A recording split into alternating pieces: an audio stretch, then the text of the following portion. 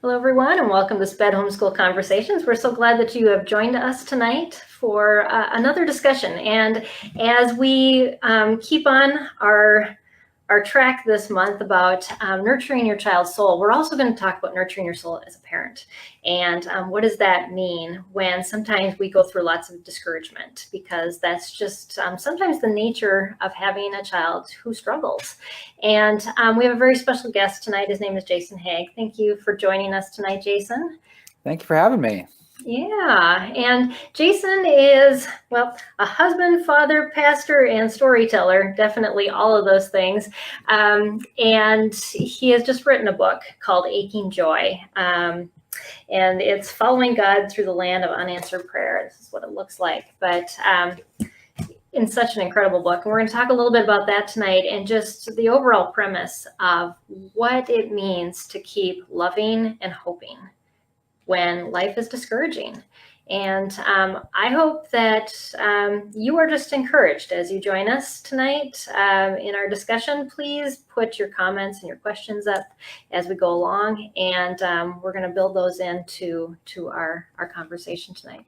So Jason, as we get started, why don't we just hear a little bit about you and your background, and then we'll kind of dive into some questions and just talking out about how do we approach discouragement and make it through with joy? Yeah. Well, thanks again for having me. I've been married for almost 20 years, Awesome.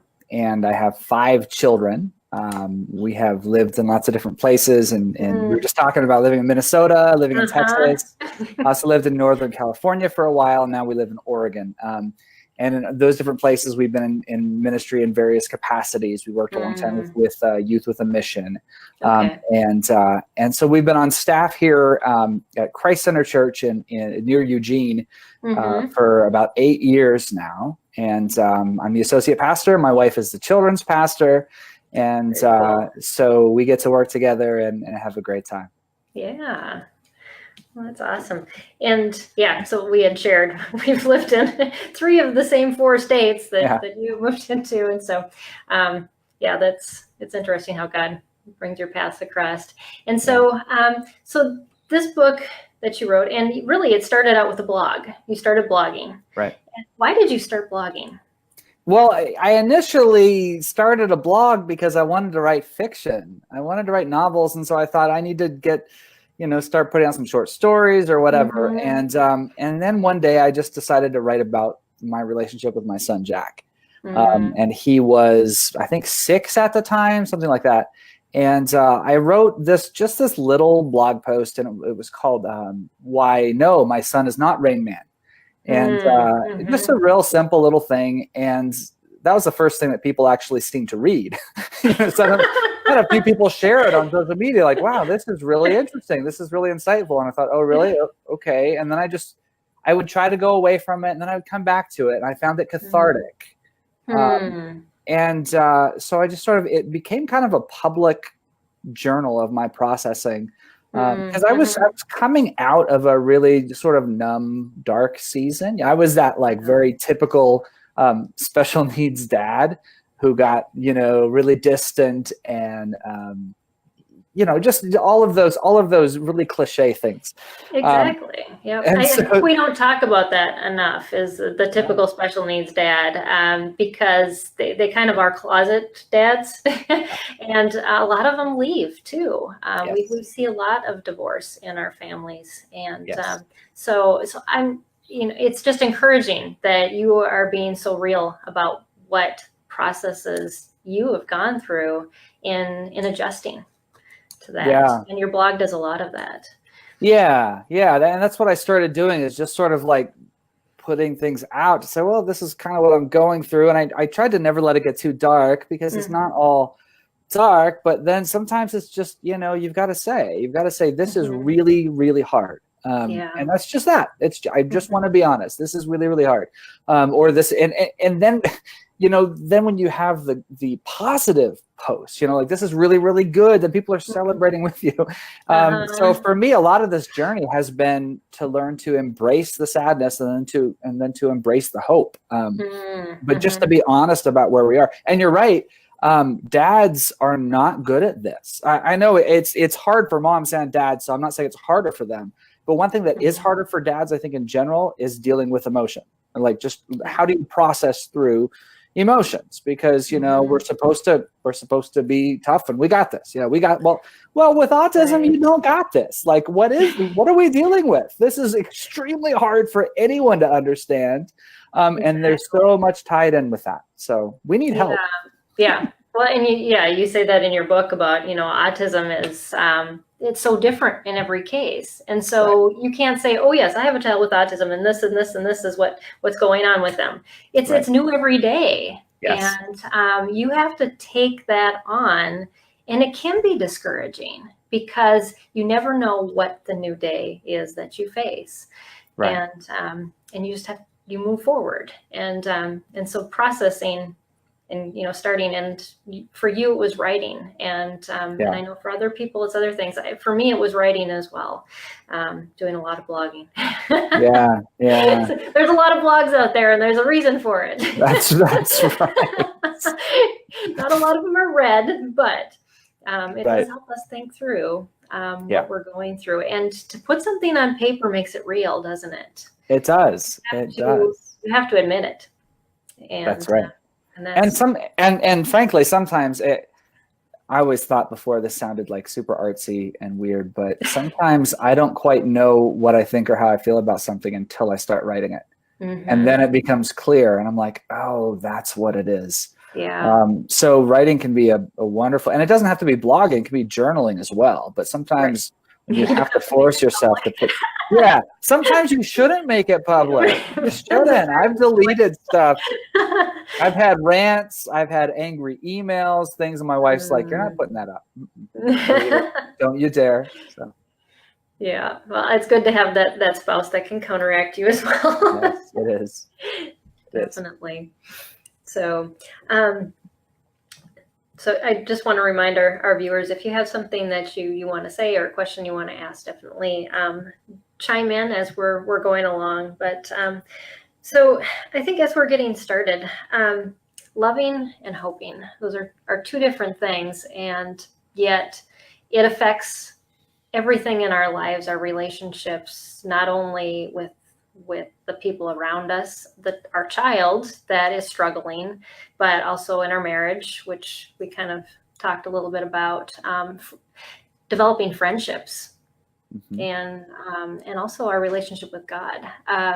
So how do we reorient ourselves to be in a place where we can be ready to accept what those relationships bring into our lives, as well as how we give out of them? Because it takes on a whole different context when you're tired, when you're spent, and when you don't always feel like sharing. Right. Yeah, I think for me, one of the biggest difficulties has been dealing with my expectations of how relationships were going to look, how, daily life and goals and all those things were going to work. And I had to go through a process of coming to terms with what actually is, not the lost thing that I wanted, not even reinventing some other future that's going to look different, but what actually is. And so that, that comes into play, of course, with my son, Jack. But it also comes into play with my relationship with my other children, my wife, and other people, to be forthright and to be able to say, this is what's going on with me. I need to talk to someone, or I need, I'm just going through a rough time right now. And so I'm just going to tell you that, that kind of stuff.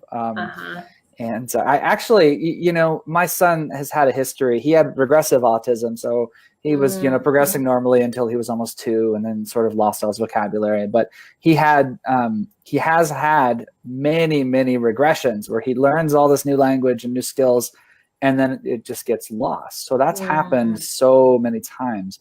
And last year he had a particularly harsh regression. And he had a surgery on his brainstem that had to do with motor skills and things. But then for the next 3 months, he just got these severe panic attacks at night where he was just screaming at the top of his lungs, and he would just be saying the names of his movies, and he would want someone to tell him the names of his movies. And so night after night, we had very, very broken sleep, and it was just so. He was 12 years old, you know, and it's just so disheartening of like, oh, we're going through this again. And I was talking with my senior pastor. I'm the associate, so we work together, and he's, you know, guided me through a lot of this. And we just took a walk one day, and I just said, man, I just need you to know how hard this is right now. And I that's all. Like I'm not crashing and burning. I'm not going back into depression, but I just really need you to know this is hard. And I might need a little extra grace. So just being able to communicate that was very helpful. And of course, when somebody knows that, they're like, man, absolutely, you know, and then he's able to come alongside and give that kind of support. That's what I think we need to be able to do. Yeah, and it's almost a process of getting outside yourself to figure out what you do need. I know for me, especially having autistic tendencies myself, I don't know when I need that. And so I'm thankful that I have a spouse who tells me I need that, but I have to be willing to listen to it as well. But knowing yourself, knowing what you need, and not being afraid to ask for it, because you think you're going to ruin the relationships around you. It's scary, but it's something that you need to do. And well, I think you're exactly right. And I think that's frankly what we do with ourselves and our relationship with God. Because you're like, if I admit this, then that means I'm weak. Well, we're already weak, so that should be okay. But, you know, people will throw out things like, well, hey, God never gives you anything you can't handle. And things like that, which it's like a phrase that's loosely based on a scripture verse, very loosely. Right, but not in context. No, it's not. And so things like that. So then we start telling ourselves, oh, well, you know, I must be extra broken. I can't admit this. So we can't admit things to ourselves, and then we certainly can't go to God with those things. And so then we end up keeping God and everyone else at arm's length because we're simply not able to share those things. But I'm thinking about my relationship with my wife, and it's when we can be really vulnerable with one another and share what's actually going on that we find ourselves drawing closer to one another. And I think that's true with God and with others. So with God, sometimes that means you just got to tell him what's on your mind. You just got to tell him how much you're hurting, and not be afraid that you're going to hurt his feelings. Oh, yeah. I love that. And you share a story in your book about that. And that so resonated with me because I had an episode once where I was in the bathroom screaming at the top of my lungs, thank God. And my kids are like, are you cursing? I'm like, no, I'm praying. But I mean, and you even say this, he can take it. Yes. And we think that we have to be strong, but we are weak. And once we admit that weakness and that he's strong, that's when things start to change. Yeah, we're kind of a mess.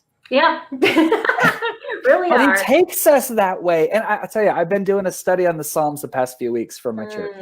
And just going through every psalm slowly, and the broad range of emotion that the psalmists bring is just staggering. There's just like such hopelessness and like, Lord, why haven't you come? Or such anger, or the sense of abandonment, or exhilaration. All of these things, they're just coming wholeheartedly and telling him. And I think today, a lot of us would be like, well, I can't do that. I can't tell him that. That's not church etiquette. I know. It's so silly. It's like, well, first of all, he already knows that you feel that way. And I think sometimes he's just waiting for us to be honest. Definitely. So true. Yeah. And it takes some dying to self that I am not perfect and I will never be perfect. And, you know, I just have to, and you know, I've seen my children's struggles as a blessing in disguise in that particular area. that they have pointed out my flaws better than any child who would have been on the normal. Right. Yeah. Because if I would have parented, I always say, if my daughter would have been my first, I would have said that every other parent is bad and crazy because she was so easy to parent, but yet I had my boys first. And that kind of put me in my place. So, yeah. See, we had our two neurotypical daughters first, and they were, I mean, we had our ups and downs like any other parent, but we thought we had it down, Exactly. And then Jack came along, and it was like, well, we got to throw this playbook out, and it was like, man, any sort of watertight parenting philosophy that we thought we had was just gone. So yeah, that was really humbling for us. But it was also really good and good for us because it does bring us down and reminds us of our need for the Lord and for community and all of that we were built for. We weren't built to just, we got this. We're all by ourselves. That's not what we were made for. This isn't an individual sport. Life is a team sport. And I think our society, especially the U.S., we do segment ourselves off, and I think that makes it even more difficult for special needs parents. Sure. Because we're supposed to do it on our own, where I think in other cultures, family is nearby and community is much closer. People rely on one another, where we're looked at as weak if we don't. And how have you found with developing like friendships and relationships with people that maybe don't even understand, aren't special needs parents? How do you go about bridging those gaps with other people to let them know that, I need a friend. Right. I need you to be my friend. And I need you to understand that this is what's going to be involved in being my friend. Yeah. That's such a great question. So, and I think this is really key. I think for all special needs parents, but for dads again, I've noticed this is a really big issue. I remember there was an article in the Boston Globe a couple of years ago talking about how men in their 30s start drifting towards isolation without even really realizing it. And suddenly they look around, they don't have any close friends. So that's very common. And I think with our peculiar struggles as special needs parents, it gets more difficult. And one of the reasons it gets difficult, I think, is because we know that our situation is unique. And it is. And so what we're really wanting is someone who just understands, man, somebody who gets it. Like we use that phrase all the time online. I want someone who gets it. And we do. And that's a beautiful thing when you have those friendships come along. But I also think that's really short-sighted. I think it's so true. We can't wait until we have the perfect situation in order to form community. And I'm not sure that it is the perfect situation, because there's value and beauty in diversity of experiences. I'll give an example. I have dear friends named Josh and Carly, and they don't have special needs kids, but they're foster parents. And in fact, they've gone on to adopt one of their foster kids, and they have a lot of struggles, but man, it is amazing to watch what they do. And I can't relate with all of what they have.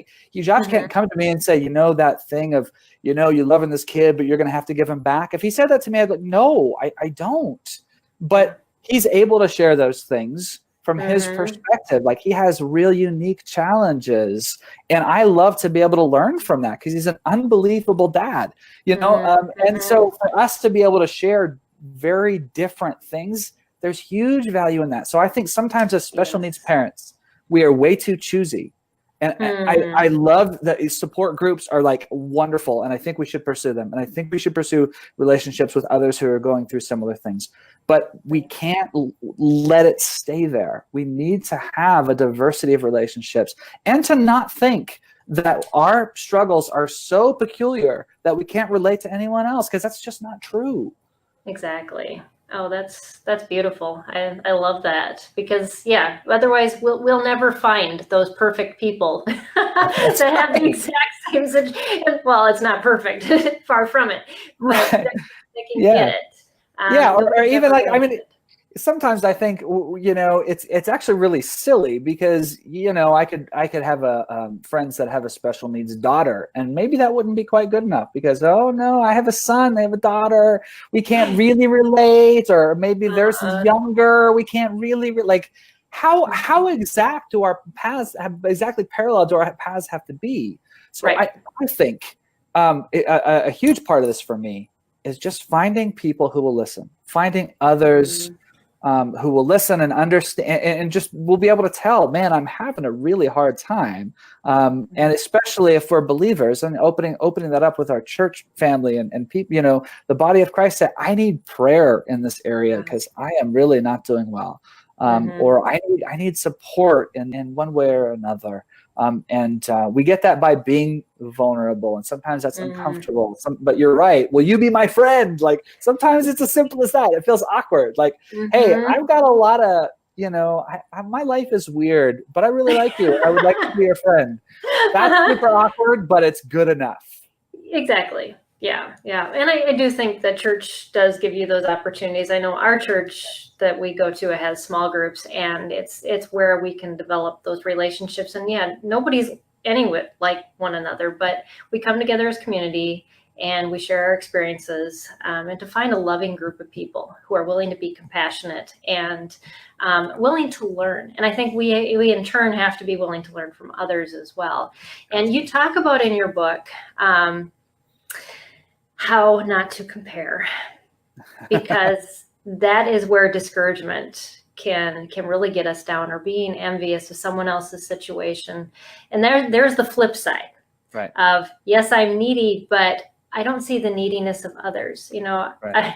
and we often will compare. I mean, I've got a very good friend that's single, and sometimes I'm very envious of her quiet Right. life. Right. Right. But there's so many struggles, though, as we've gotten to know each other over the past 20 plus years, that I don't struggle with. But Yeah. only in getting to know her do I realize what she goes through too. So what are some encouragement that you have for parents in battling against those things, I guess those lies basically, that say, we put up those walls Yeah. that we put up in forming relationships with others because we prejudge. Yeah. Well, first of all, I think this is an issue that's not unique at all to special needs parents. And part of it is very practical. Part of it is I think we spend too much time on social media because we look around and everybody, of course, puts their cool vacation pictures up or whatever. And then, like, I mean, I was just thinking, my wife and I were able to take my two daughters up to see a musical in Seattle last week. We've never done anything like that. We just had this wonderful time. We stayed in a hotel, Broadway show, Pike's Place, all these great things. We had a great time, and we got good pictures and put them up. But I was thinking later, I'm like, I wonder if people think like that's just what his life is like. Like they think like, oh, this is what they do. They take all these trips or something. It's like, no, I just put up this one thing. And we need to remember that people post things, they're not showing like all the really hard stuff. Exactly. And sometimes it's because they're being dishonest, but sometimes it's like, why would I want to show you the temper tantrum my kids just had? That's weird. Right, exactly. So I think stepping back from social media is actually it is very, very healthy. In this, there's so many anxious things that come from too much social media engagement. And it has a way of turning on that comparison machine. And it's just hard to turn off. And so for me, what has been very challenging, I don't say that I have mastered this or any of this. It's one of these things when you put yourself out there in a book like this, it's like, oh gosh, people think I own this like 100% of the time now, and it's just not true. But in dealing with this particular issue, what I've endeavored to do is to turn it around, to turn this whole thing on its head, in this way. Like I mentioned, my friends Josh and Carly, they have a son that has the same name as my son, Jack, and he is also turning 13 this month. Like my son just turned 13. And he is this like amazing kid. He plays basketball, baseball, all these things. And I look at like their relationship and how he's growing, he's becoming this adult. And if I'm not careful, I can start to be like, start to be envious of their relationship and all the things that their son's able to do and all of these things, and then start feeling that. But the thing that I've tried to do is to turn that around and be able to say, look at their family and look at how God's blessed their family. Isn't God good? Like he has blessed them. He's blessed their son, and look at the beauty of that. Look at the young man that Jackson's becoming, and how awesome that is. And it can be super easy when we're in a long season of disappointment or frustration that God's not coming through. It can be super easy to start thinking God just doesn't care much about my situation, or God can't act. Is God even good anymore? And so to be able to look at somebody else's blessing, and instead of reaching out with envy, to reach out with celebration, and to say that is evidence that God's still good. That is evidence that God cares, because look at how he's blessing them, and look at the beautiful things he's doing with my next door neighbors. And okay, that's not my celebration per se, but I'm going to borrow that celebration because it has nothing to do with my situation anyway. And I think special needs families, we need lots of reasons to celebrate. That's why we celebrate small victories, which is a mantra that we all have, Oh, yes. We celebrate small victories, and I think we should celebrate our neighbors' victories as well. I think it goes back to that scripture, rejoice with those who rejoice, yes. and yes. cry. I mean, we have to be a community, and to be able to embrace each other's highs and lows. That's community. Yes. And when we begin to do that, I think what that does is it diffuses the envy. Do you know what I mean? It's like instead of it becoming this cause for jealousy, it becomes a cause for joy. Right. That's so true. Very true. Yeah, I love that. We get so caught up in what we don't have, that we forget all that we do have and all that we have to share with one another. Yeah, that's right. Very good. I had a question on my head and then I totally lost it. So hopefully it comes back. Sorry, it's a long answer. I know what I was thinking about. The scripture verse that you pointed out, James 1:17. Yes. Every good and perfect gift. Yeah. That was, I loved that. Can you explain to our audience just the process of how God provides what we need to keep us going? And it's that hope in the everyday. Yeah. Well, James 1:17, every good and perfect gift comes from above, from the Father of lights. And I don't claim to think, I don't necessarily know if this is what James meant, but there is a real truth that I've latched onto, and I'm pretty sure it's not heresy. That it's actually very simple. Some gifts are more exciting than other gifts. I remember when I was turning probably 6. I remember this one Christmas. I think we all had like a Christmas in mind that was like the best Christmas. Right. And it was me and my 3 brothers. We had opened our presents and it was fun. And then all of a sudden my parents like, oh, there's one more. Oh yeah, there was one more. Yeah, okay. You got it's in our bedroom if you guys want to go. So we just take off running and we run in and there's brand new bikes for all of us. And it was like blew our minds and it was the best. Now, that was, that was a perfect gift. Now we had some other Christmases that we didn't get a new bike, but we got good gifts. And so maybe it's like those are just good gifts. So there's perfect gifts and there's good gifts. Like they're not all like equal. And I think one of the things that we as special needs parents, I think, can start to feel is the absence of that one good gift, whatever it's we're praying for. So for me, for a lot of times it was language. My son is still functionally nonverbal, and so I so craved conversation, Right. and I just pray for that, Lord. And when I didn't see it happening, my heart would just sink more and more because I'm waiting for that perfect gift. But Right. all along, there were little things that he was doing. And because I wasn't looking for them, I was missing them. And it was my wife that kept coming and saying, "Can't you see what's happening? Like, look at the way he's growing." And I'd be like, "I'm sorry, I don't see it," because I wasn't looking.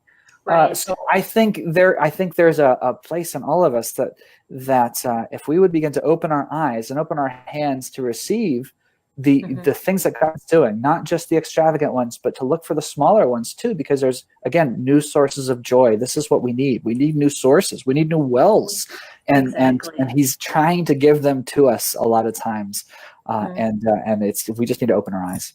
Right. We kind of trample over them while we're running to try to get to that big thing at the end. And yet those, I read another scripture verse, and I talked about it in my daily devotional, but just how the seeds that we get daily, that what God gives us, our daily bread. Are we running the marathon past that bread and not getting nourished? Because those things, I kind of played off of what you were talking about, and then my morning devotional just added to it, and it was like, I'm running this marathon without stopping to get nourished, and I'm gonna just fade really fast. I do that a lot because we do get so stuck on, this is my goal, this is where we have to be, and yet God says, stop. I'm giving you this today. Right. So I love that. It was such a good encouragement to just reflect on, and I think God will continue to feed that.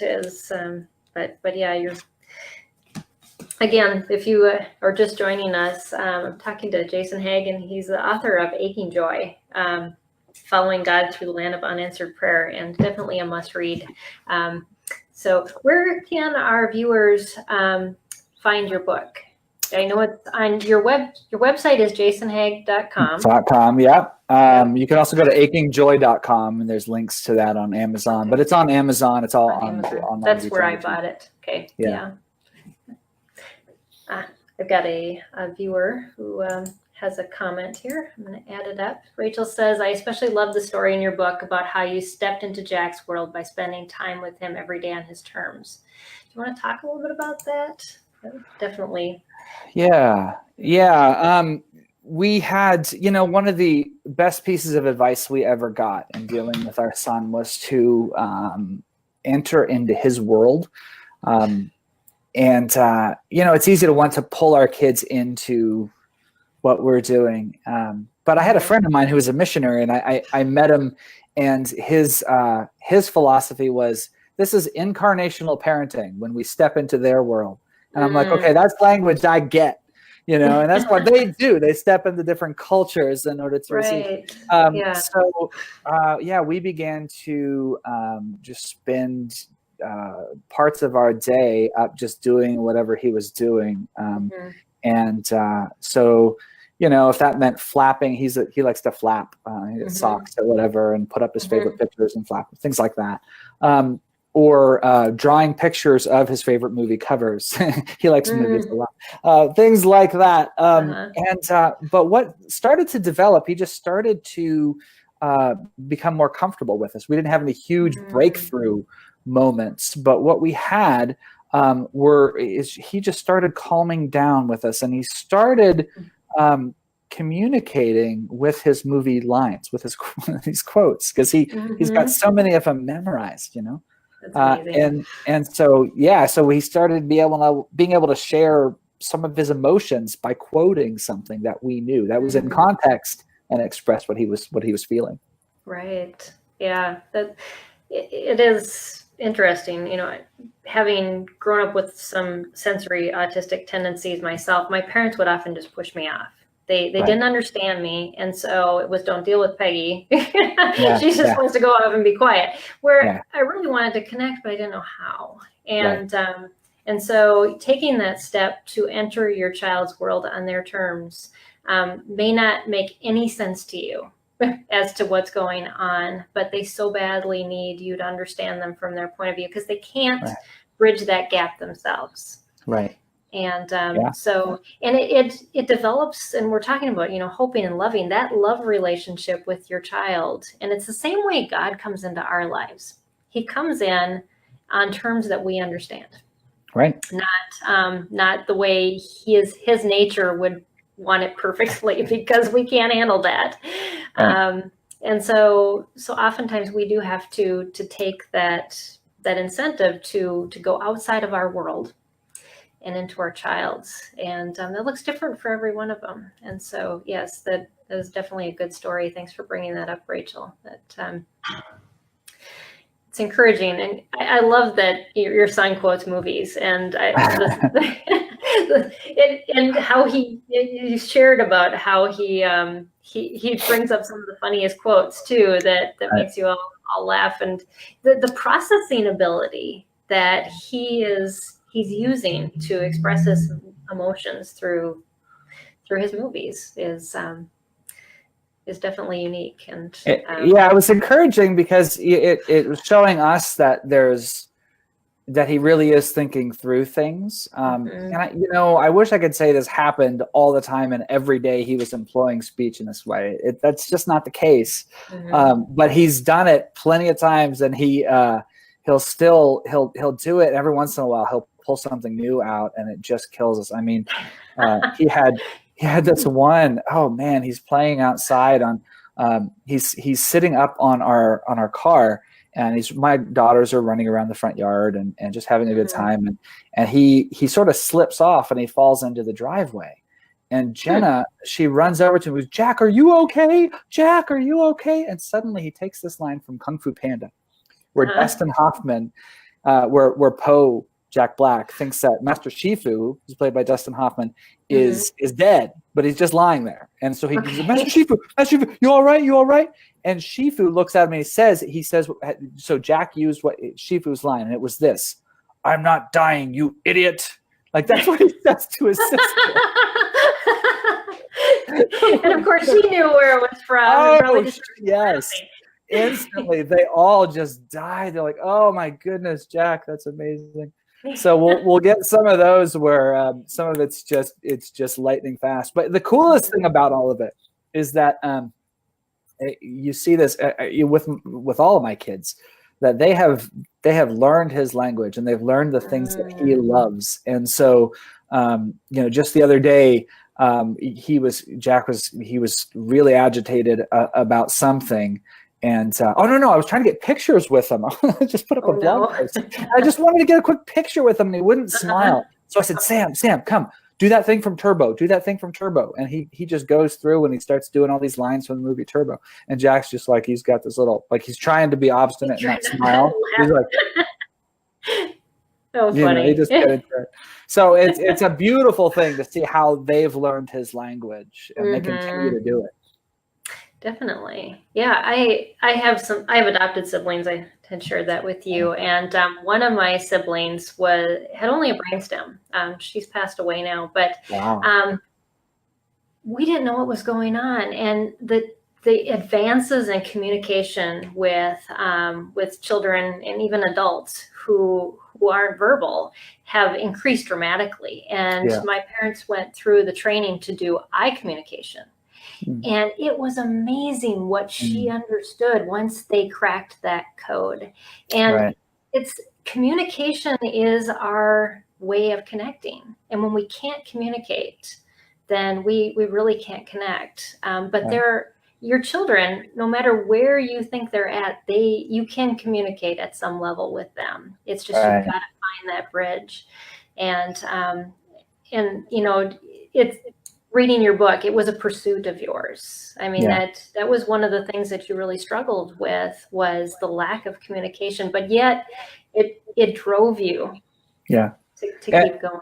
And it still is a struggle, I'll be honest. It's not, like I say, it's not like every day we have these beautiful moments. It's still hard. It's still the thing that we want so badly, but he's given us enough to know that he's really trying, first of all.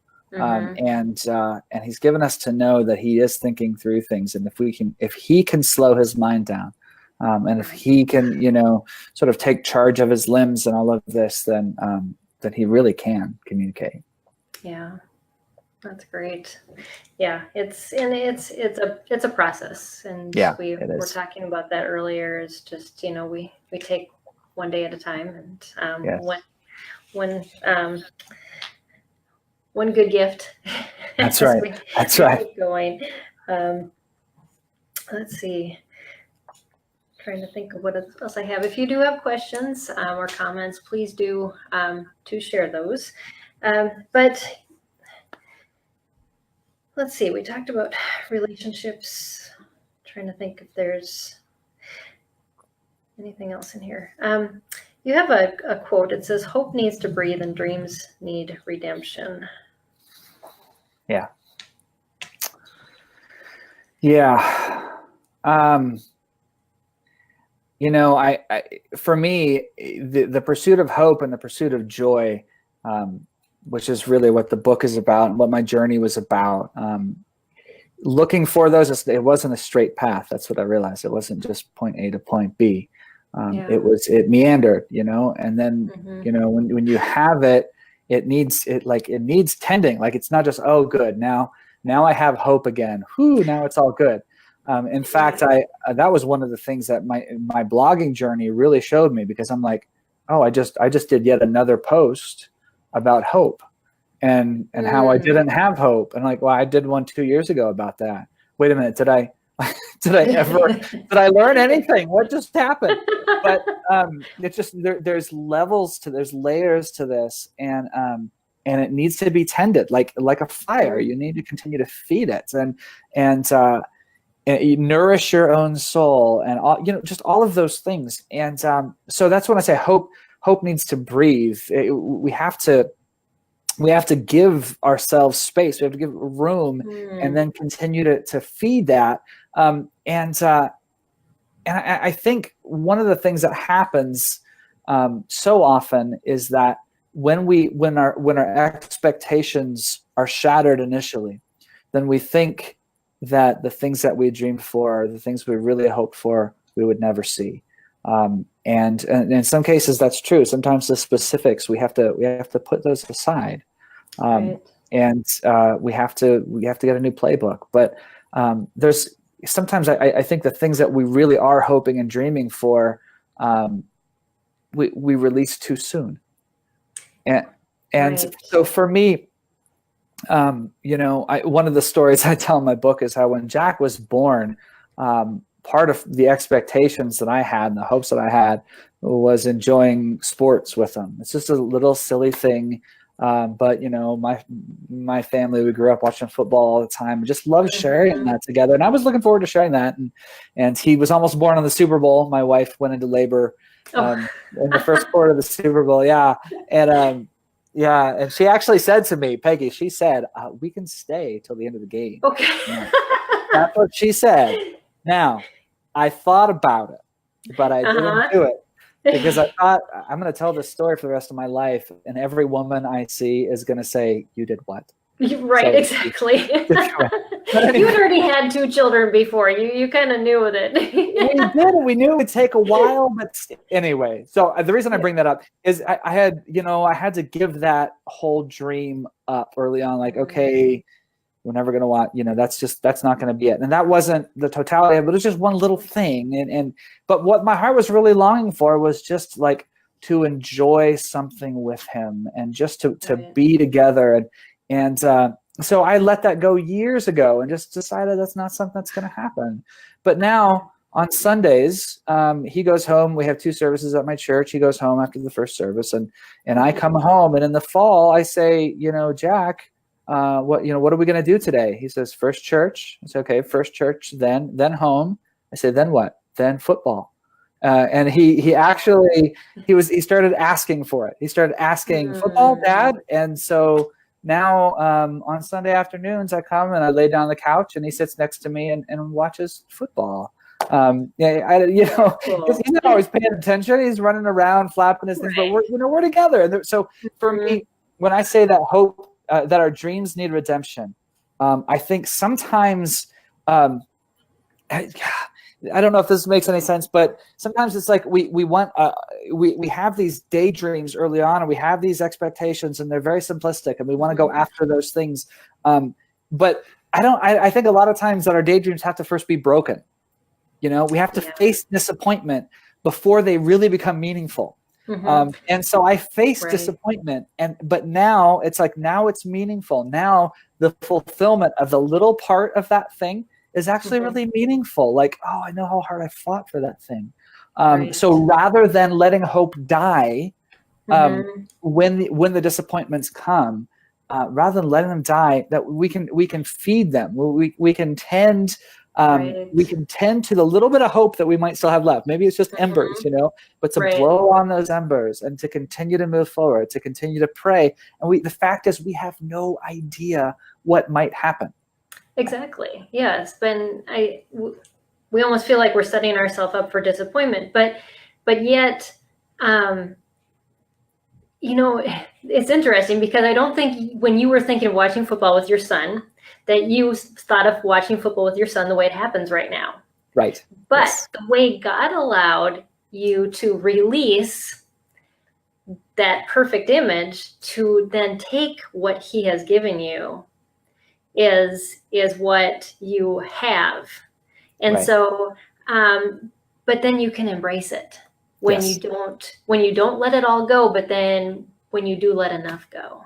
Right. And so it's that balance of, God has given me a dream, but can I take out of my head the way that dream is supposed to come about and look like? Right. I think we get the two confused. Right. Because God wants us to dream. He puts dreams. I've talked to one of my friends about this a lot when we were on the phone, because she's like, Peggy, God put this dream in my heart. And I'm like, yeah, but it may not look like what you think it's going to look like. Absolutely. But yet, because that dream's there and he is continuing to stir your heart, even when you say, I'm willing to give it up if this isn't your will, then it is something he has for you. Right. And I think like so many other things, it's holding something open-handed, Yeah. This is, and it's hard, it was hard for me because I thought I had to kill all the daydreams, just get rid of it all. Like, it's never going to happen. So now you might only be maybe you'll be a little bit happy someday. And I think that was a mistake. It's one thing to let them go, but it's another thing to just be determined that you're going to be miserable, or that you're never going to have some of these blessings that God might actually give. Right. So hope, this is one thing I say really strongly in the book. Hope is not ours to kill. It's not. Yeah, that's so true. And being someone that's hopeless isn't fun to be around as well. That is very true. Yes. So, yes, definitely. But yes, we have to put ourselves in a place of vulnerability. Right. And we almost feel like we're vulnerable enough with what we've been through. Right. And so how do we as parents handle that, being open and yet not, I guess, not suffering under the weight that we feel like we're taking on by saying, I'm broken, but I'm willing to be broken more. Right. Well, I think it's, I think we have to stop living in the past. I think that's a big part of it, that we have to live in what actually is, or stop living in the land of, what might be. And we struggle with that. We struggle with, man, I thought it was going to be this way. Or, what's it going to be like in 5 years when he turns 18? How are we going to, all these things of what might be. And the fact is, tomorrow has enough troubles. Isn't that what Jesus said? Exactly. Yes. And that's not saying we don't plan. Obviously, there's all of that. But so many times we get stuck in almost like a different dimension, either the past or the possible future. We can't do anything about those things, but we can do something about living today. And what are we actually facing? What are we actually facing? And then we can face God and other people and ourselves with the needs that are there. Like, okay, Right. here's where I'm hopeless today. Here's where I'm empty today. Mm-hmm. Here's where I just need to be affirmed. I'm a good parent, right? Like, whatever those things are. Because it Exactly. really, I think so much of this, and we keep coming back around to being vulnerable and being honest, and that's Mm. where so much of this starts and ends. It really is. And we don't live in a society that embraces that very well. I know. I had a friend that posted something, on on Facebook, and people just started reaming her about how you got to be strong, and it's not good to be weak. And I'm thinking, okay, I'm going to agree with you, Yeah. but it's not popular. It's not. Right. Yeah, we'll get beaten down, but yet God says, when you are weak, I am strong. Right. And one of the things, there's a lot of this that happens online too.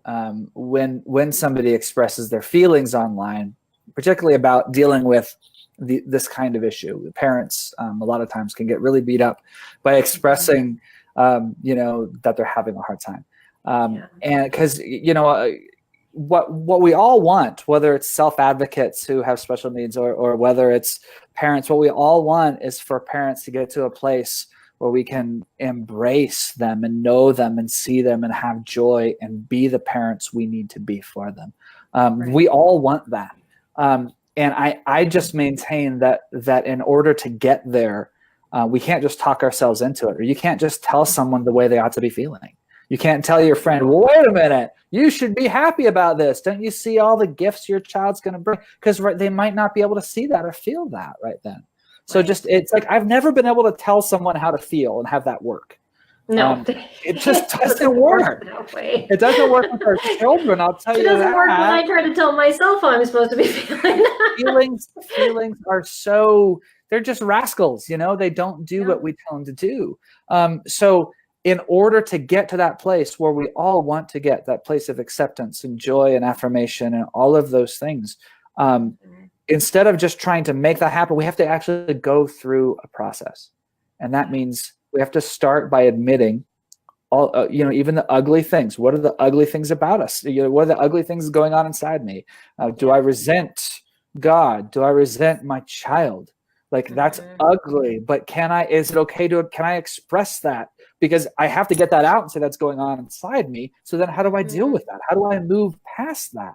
And we just have to, with whatever those feelings are, in order to get to those places, we have to deal with them. We have to go through them and not around them. Yeah, so true. Judy made a comment. You're making a good point on dealing with feelings. Thank you, Judy. Yes. Well, we forget that our feelings are what they are. Yeah. They are reflections of our perceptions. And like when you were talking at the very beginning, you had to blog to figure out what you were processing. And our feelings are part of what takes us through that process. And we can't ignore them, because if we try to ignore them, then we aren't going to get the full picture, and we aren't going to understand what we're going through. And only when we see that full picture can we start to deal with what we need to deal with. Yeah, absolutely. Absolutely. This has been great. We've just got a couple minutes left. If you have a comment you want to share, definitely get that up on the screen soon. Again, Jason's book is called Aching Joy. It's like this. You can find it on, I've got a lot of little note things here, but oh, wow. Hey, that's cool. I have written notes throughout the whole thing. Actually, I was up from 1:30 to 4:30 in the morning on Saturday. My son's like, "What were you doing?" I was like, "I was reading." That's awesome. That's a great compliment. I couldn't put it down. Yeah. So definitely, but you can go to, you have two websites, achingjoy.com. Achingjoy.com is the book website. Yep. There's links all over there. The book, by the way, is also on audio, on Audible, or Christian audio as well. Yeah. There's a great narrator on there named Adam Werner. He did a phenomenal job. So yeah, you can get it all over the place. Yeah. But I'm still blogging about my relationship with Jack at jasonhague.com. Yes, jasonhague.com. And you've got some great videos too. And Jason's a great storyteller. And you know, that is what I was telling you before we started this broadcast, is your storytelling draws the reader in, because we experience your experiences with you. And when we share experiences, as I'm learning, is that that we see part of our story, and we see the similarities, the parallels of where God has crossed over in our processing and in our own stories, and we start to re-deal with them. It brings up memories, our memories again.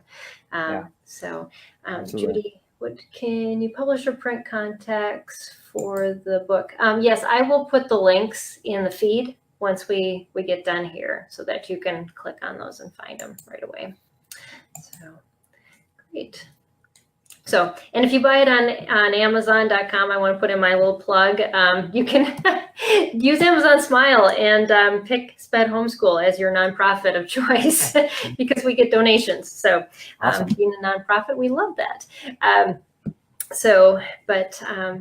But definitely, this was so good. Thank you for taking time out of your schedule to really share with us and be real, because I think we need to do that more. Like you say, on social media, we don't do that very often. Yeah. Well, I appreciate it, and I think it's good for us to not to remember too that sometimes social media is not the best place to vent all the time. Right. Have someone in your life, they'd be like, I think that's just for you and a circle of people. Exactly. A lot of people are like, I did put myself out there and it blew up in my face. I'm like, because maybe we should just be careful. It's not, internet's not really a safe place. It's just not. It's just not. No, you have to be very curated with what you put out there. It's true. Yeah. But if God lays it on your heart, and do it. It's like it's my morning devotionals. God said, you've had enough just one-on-one time with me. Now you need to start sharing. So every morning on my personal feed, you will find my devotionals. That's awesome. I never know what I'm going to say. So it's always interesting. So, but thank you again for sharing with us. And thank you for having me. Yeah, you definitely. I hope more people will read your book and that you start getting. And we'll definitely be republishing some of this broadcast throughout next week, starting Sunday through next Saturday. And just to let everybody know that's watching, we are doing a series now per month on our broadcast. So this month we're focusing on the soul and the soul of your child as well as yourself. Like tonight we were talking about parents. Tomorrow or next week, actually our broadcast is going to be on Wednesday, not Tuesday. So be aware of that. But I'm going to be talking to Elaine Hall, who is going to talk to us about adapting religious instruction for special needs kids. And she has a theater program, and she's helped a lot of churches be able to adapt their programs for children with special needs, including her son, who is autistic. So she's got a lot to share with us next week. But thanks for joining us, everybody. We appreciate all of your support at SPED Homeschool. Definitely, we keep the conversation going all week. Join us on the support group where you aren't going to get a lot of negative. We actually ask how we can pray for you and what are your small celebrations. And we just want to surround everyone who is homeschooling children with special needs. We know how hard that is because we are there or have been there. So definitely join that group and join us in the conversation until next week. Otherwise, check out our brand new website. It's been up now for a week and a half and it's awesome. So go to spedhomeschool.com. And also, I have to thank the Learning Disabilities Foundation of America for partially funding this broadcast and for viewers like you who donate on our website. Thanks, everybody. Thanks again, Jason. And see you all again next week. Bye, everybody.